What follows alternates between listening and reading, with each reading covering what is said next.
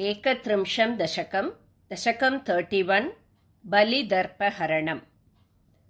प्रीत्या दैत्यस्तव तनुमहः प्रेक्षणात् सर्वतापि त्वामाराध्यन्न जितरचयन्नञ्जलिं सञ्जगाद। मत्तः किं ते समभिलषितं विप्रसूनो वद त्वं वित्तं भक्तं भवनमवनीं वापि सर्वं प्रदास्ये। तामक्षीणां बलिगिरमुपाकर्ण्य कारुण्यपूर्णोऽपि अस्योत्सेकं शमयितुमना दैत्यवंशं प्रशंसन् भूमिं पादत्रयपरिमितां प्रार्थयामासि तत्त्वं सर्वं देहीति तु निगदिते कस्य हास्यं न वा स्यात्। विश्वेशं मां त्रिपदमिह किं याचसे बालिशस्त्वं सर्वां भूमिं वृणु किममुनेत्यालपत्वां सदृप्यन्। यस्माद्दर्पात् त्रिपदपरिपूर्त्यक्षमः क्षेपवादान् बन्धं चासावगमदतदर्होऽपि गाढोपशान्त्यै।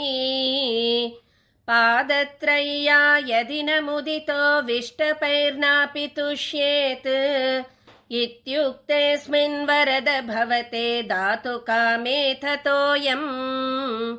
दैत्याचार्यस्तव खलु परीक्षार्थिनः प्रेरणात्तं मामादेयं हरिरयमिति व्यक्तमेवाबभाषे। याचत्येवं यदि स भगवान् पूर्णकामोऽस्मि सोऽहं दास्याम्येव स्थिरमिति वदन् काव्यशब्दोऽपि दैत्यः। विन्ध्यावल्या निजदयितया दत्तपाद्याय तुभ्यं चित्रं चित्रं सकलमपि स प्रार्पयत्तोयपूर्वम्। निस्सन्देहं दितिकुलपतौ त्वय्यशेषार्पणं तत् व्यातन्वाने मुमुचुर्ऋषयः सामराः पुष्पवर्षम्। दिव्यं रूपं तव च तदिदं पश्यतां विश्वभाजाम् उच्चैरुच्चैरवृधतवदीकृत्य विष्पाण्डबाण्डम्।